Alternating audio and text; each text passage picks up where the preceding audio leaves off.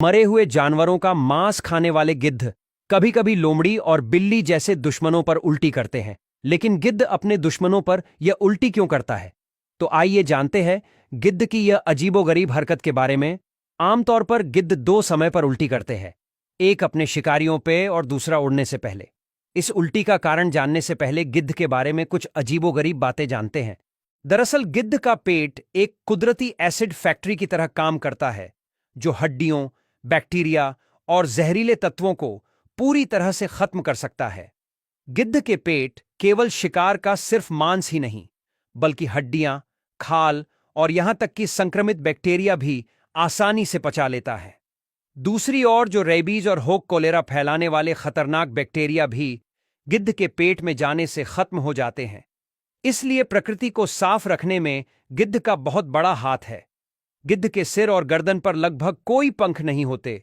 यहां पर पंख न होने का एक बड़ा फायदा यह है कि गिद्ध बैक्टीरिया से संक्रमित हुए बिना ही आसानी से मरे हुए जानवरों का मांस खा सकता है।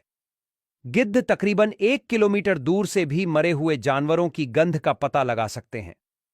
गिद्ध की टर्की वल्चर जैसी कुछ प्रजातियां गंध से शिकार ढूंढने में माहिर होती हैं। गिद्ध आमतौर पर ऊंचाई पर बैठे होते हैं और जैसे ही उसे मरे हुए जानवर की गंध आती है तो गिद्ध का पूरा समूह वहां पर पहुंच जाता है। फिर मरे हुए जानवर के शरीर से खतरनाक बैक्टीरिया दुनिया में इंसानों तक पहुंचे उससे पहले ही गिद्ध उस मरे हुए जानवर को खा जाते हैं।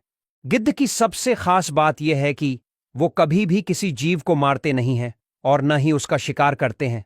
वे केवल मरे हुए जानवरों को ही खाते हैं।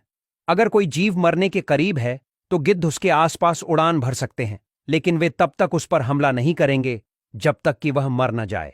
दूसरी ओर ज्यादातर बाज और चील जैसे मांसाहारी पक्षियों के पंजे बहुत मजबूत होते हैं, लेकिन गिद्धों के नाखून बहुत कमजोर और छपटे होते हैं।